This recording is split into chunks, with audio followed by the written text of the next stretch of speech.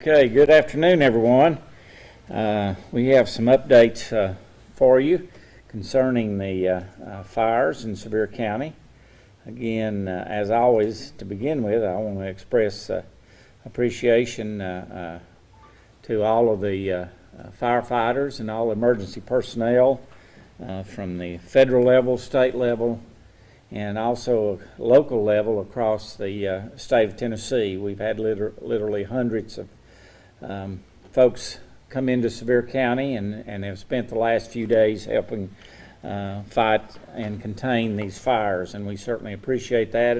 And Arlene Teaster and I had an opportunity today to visit with a lot of the folks that are volunteering in our area, the folks staging area for firefighters, the folks that are feeding them at the Pigeon Forge High School, and thank them for the work they're doing. And what we told them earlier was that because of that work, I firmly believe that lives have been saved and property has been saved, and we can't say enough about that. And on behalf of the citizens of Sevier County, I want to thank everyone that's been involved in this effort.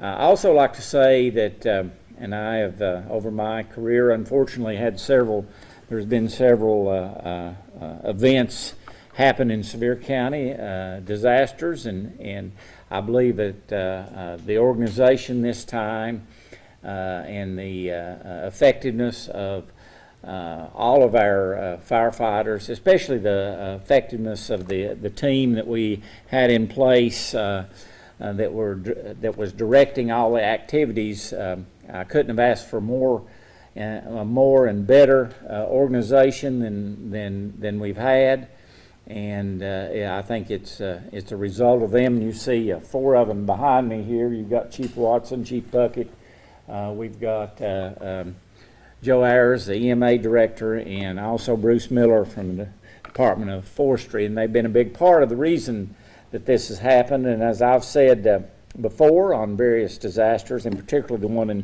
2016, you take events like this, you see what you've done good, and then you build on that, and you decide, and you look at it, you examine it, and see what you can improve on.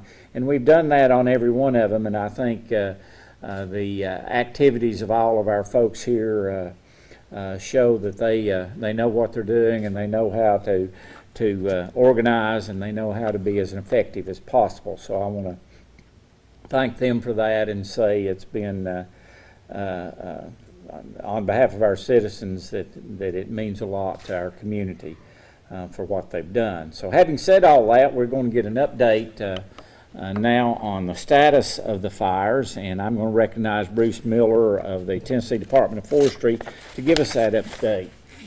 Bruce? Thank you. Yeah, good afternoon. The update we have on the Hatcher Mountain fire is I have put it at 95% containment, and we're very confident in the increase in those containment numbers over the next 24 hours. Current total acres burned is at 2675, and we've had about 300 structures affected. Forestry and Structure Department crews are actively working to extinguish all remaining hot spots and any active fire along our control lines, so we're very confident that we have this fire in good check, and we should be able to turn it back over to the locals within the next 24 to 48 hours. The DuPont fire on the Blount-Sevier County line has 664 acres total burn with 60% containment at this time. We've had one structure from Blount County and one structure in Sevier County have been affected. We completed our control lines early this afternoon, and right now those crews on that fire are continuing to improve the lines and do cleanup and mop up along that to secure those for our crews in the future. You may see smoke on the DuPont fire over the next few days, and that's due to our control efforts. So we're going to be in there, and we're going to be mopping up the fire, doing maybe some small burnout of very, very small areas to clean up those lines and secure them so that when we can start increasing the containment on those. And that's all. Thank you.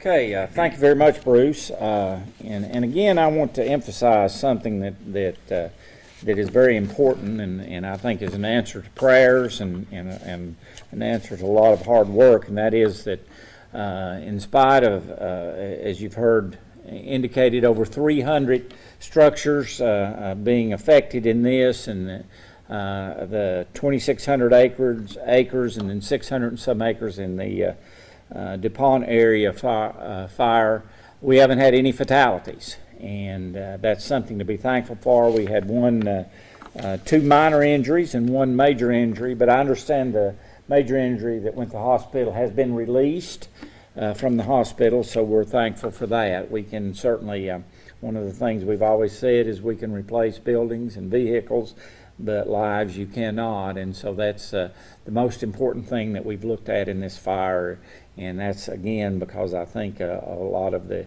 activities that went on and the rapid response and organization that we've had throughout this event. All of the evacuation notices have expired. However, there's still several roads that are closed. Those roads are we're working to reopen them as soon as it is safe. There is a link to a list of updated road closures on the Sevier County Emergency Management Agency Facebook and Twitter feeds, and the Sevier County Government Facebook, Twitter, and website, which is www.seviercountytn.gov. I can update you on the shelters. The shelter in Seymour has been closed, and the Pigeon Forge Community Center shelter remains open, but we're hopefully soon, as soon as tomorrow, that we may be able to close that facility. We're also working very hard to try to get folks who have homes in the most effective areas of the county. We're working very hard to be able for those folks to get back in there and survey their property and see what has happened to their property. So hopefully very soon, and within the next few days, we're going to be able to let those folks get back in there safely and survey their property. As far as donations, we've had such an outpouring of donations from residents and businesses, not just in Sevier County, but across Tennessee and even across the region, that it is amazing. Arlene and I looked today, and we stood amazed at what all is at Pigeon Forge High School. It's being utilized by our volunteer firefighters and other emergency personnel that we have. We also have a lot of items coming in at the Sevier County Fairgrounds, which is being operated by the folks at the Pigeon Forge Rotary, led by Jerry Ware, who also led the efforts during the 2016 Gatlinburg fires. So we appreciate that and grateful for all of the donations. All of our local rehab centers are very well stocked right now, and we think we have plenty of donations there. But if you wish to make a donation to any of the folks that have lost property, there is a website that we have activated, our Mountain Tough organization, and if you will visit www.mountaintough.org for online donations, and all of those donations should be taken to the Sevier County Fairgrounds, and that will be open tomorrow at 1 p.m. if anyone has donations they'd like to take down there. So again, we are thankful for the generosity of folks here in the county. It's been unbelievable what they have done, folks throughout the state of Tennessee and actually throughout the region, the donations that we've had and the outpouring of support from everyone, and we're all very appreciative of that support, and especially we understand, and I think everyone understands, that you need that kind of support and able to move through tragedy like we have had. So, having said that, we'll take just a few questions, and if anyone has any, and hopefully what we plan to do, unless there are some significant events that happen between now and tomorrow night, we'll probably just do press releases tomorrow to update you on some of the information as we get it more accurate. We don't anticipate having a press conference, but we will keep you informed through press releases just to make sure that you have the most up-to-date information as we get that from folks in the field. So I will open the floor now for anybody that has any questions. Yeah. Mayor, excuse me, I just got a text from the Red Cross. The Pigeon Forge shelter will be closing tomorrow at 2 p.m. And they will be communicating that and posting on all their social media and letting everyone know. So 2 o'clock tomorrow afternoon, the Pigeon Forge shelter will close. And the Seymour Heights Christian Church shelter is closed. It is closed now. It is closed. They don't have anyone at it. Okay, questions?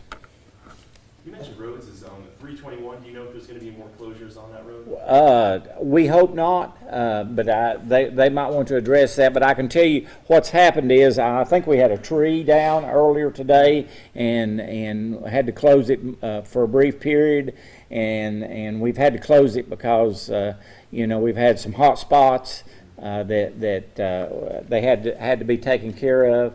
But unless something like that happens, the plan is to keep it open. Is that? Yes, sir. Due to the fact that the shoulders of the roads are narrow. Yeah, Sorry. go ahead. Due to the fact that the shoulders of the roads are narrow and there's not a lot of places for emergency crews to pull off, some of that area where the fire is burning down or had been burning down the hill toward the roadside, emergency crews were still accessing that intermittently. And then we opened it back up, and then later on we had some tree issues and some rocks that had fallen off that hill that we was having to address. But the road remains open, but has a few intermittent, I wouldn't even say closures, but just some delays there for the traffic as they clean those up. This might be a question for Bruce. But Sure. just talking about in general, like affected structures, what does that exactly mean? You talk about 300 affected Yeah. structures. Yes, that would be anything that we would deem was directly impacted by the fire. Okay, and it could be structures we saved or have minor damage or whatever. So we always include those, and then we go back and reevaluate later the extent of the damage to those. But we like to include anything in the burn area that could possibly be affected by the fire. And I think I saw earlier this week that the acreage burn was right around 3,600. Now it's down to 2,600. I guess where did that difference come from? Okay, the difference is that when that was our initial assessment, now we've been able to go in and bring in lines closer to the fire's edge and had more accurate mapping of the actual fire's edge. But we always defer to the safety of the public, so we want to increase that so we have evacuation areas we know might be impacted. So when we do those projections, that's in the public interest and public safety. Thank you. And that's one of the numbers that we'll be providing for you as they come in more accurately is the affected structures and how many is destroyed and so forth. That's one of the numbers we hope to provide you as we'll be doing a press release tomorrow. Do you have any idea how many people actually lived in those areas? We don't. We're trying to determine, right now we're just trying to have teams in there determining the number of structures and how they've been affected and those types of things. We haven't moved to trying to determine how many actual residents we had or summer homes or anything like that. So that will be work that will be done later. I know the insurance folks were at the state and everything were at the That's correct. fairgrounds. Are they going to be back again? My understanding is yes. Is that, you don't know? I think that. I can address that. Okay. Yeah, the department, I think they're gonna be there, Chief. I spoke directly with the Commissioner of Commerce and Insurance, and they're gonna be there as long as they're needed in the area, set up just like they were in 16, where they can service the community for their losses.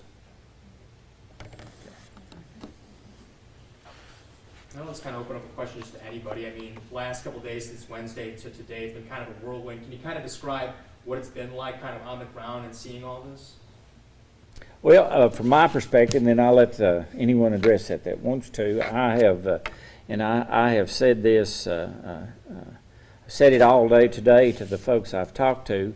I'm most appreciative of the organization that I've seen and how the professionalism I've seen throughout this event, starting at 11 a.m. on Wednesday when we first became aware of it. It's been amazing to me how efficiently everybody has worked and moved, and I've said, there's several things when you look at what happened in 2016. There's some things that I've seen that really helped us work to stay ahead of all this, and I've said a couple of those things were we had not been able to call for evacuations locally, but the governor and the legislature, Governor Haslam and the legislature at that time made a change, and we can do that locally now. The county mayor can, and we also had to have Nashville do the IPAWS alert, and now we can do that locally, and that has made a big difference in our ability, because in 2016, if you recall, we had communication problems. The cell towers were part of the areas that were burned, and so many of them went down, and we weren't able to communicate. So this time we did not have those issues. So from what I've seen, it's been a very effective operation from my standpoint, and I've been very pleased with how every organization is fit together. We had federal, state, and local, and we had not only local here in Sevier County, but a local across the state, and they have worked seamlessly together to address these fires. And I think that's made a difference, and it's made a difference in lives saved, and it's made a difference in property saved. So I don't know, anybody, rest of you can react as I have to what the question is, if you want to, Joe, if you want, or go ahead, Chief. Yeah, I'd just like to reiterate as well, the departments of Sevier County and neighboring departments and across the state, like he said, echoed it. I can't say how happy I am as far as their cooperation and how hard they work together. The conditions that they were faced with out there was rapid fire growth due to a wind-driven event, and everyone excelled and to quickly try to get a wrap on this. So I just wanted to reiterate how grateful I am for everybody's response and hard work.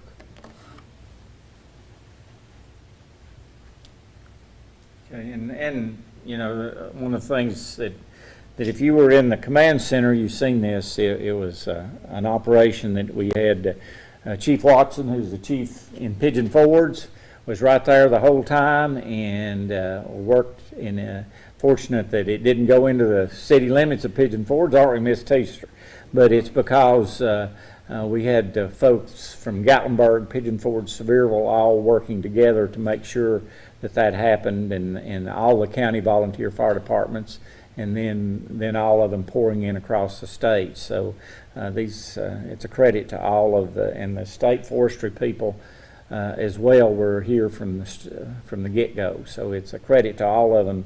How they have worked together and teamed up and been incident commanders. They change. It's amazing to watch. One day, one shift will be Chief Puckett, and the next shift will be Chief Watson as the incident commander, and then it'll go on like that. And it's good to watch them seamlessly work like that. Other questions? I'd just like to hear a little bit more about how they coordinated so many people. Especially I get back there and get lost, and I'm getting familiar with the area. These people haven't even been in those areas before. How do you do that? How do you coordinate all that? Yeah, go ahead. And one thing, so on the coordination, is one of the things that we've had great relationships with our local law enforcement, and one thing we did in 16, because cell phones wouldn't work, we would have to take, for example, in Pigeon Forge, I'd have to get Pigeon Forge police officers to take these individuals where they had to go. But luckily, in this time, they were just able to use Google and to be able to find their directions there. And what we've been trying to do is make sure that in those areas that we're working, that we've got some local folks that can help direct those operations. And so the thing that I think is being missed is that though everybody wants to thank us, today as we were getting a tour around the rehab facilities and the support facilities, if those people, this is really what we call the volunteer state, because if it hadn't been the outpouring of people's love and support to our community, we wouldn't have been able to support this type of operation. So to all those people that give to us and are cooking for us, if they don't fuel those firefighters, we're not able to be effective out there and to be able to do our job. So it makes you proud to be a part of this community and see the love this community. So for all those people out there that support us, thank you from the bottom of my heart. It makes me proud to be a member of this community, to be able to see that done. Thank you. Other questions? If not, let me say thank you all. Thank you all for being here. And the press is a vital part of keeping the public informed of what's going on. And you all have done a good job, I think, and continue to do. You've been very respectful, and we've tried to provide you as accurate information as we could. But we thank you for keeping the public informed and helping us to do that, because that's an important part of what makes anything successful. So thank you all for being here today.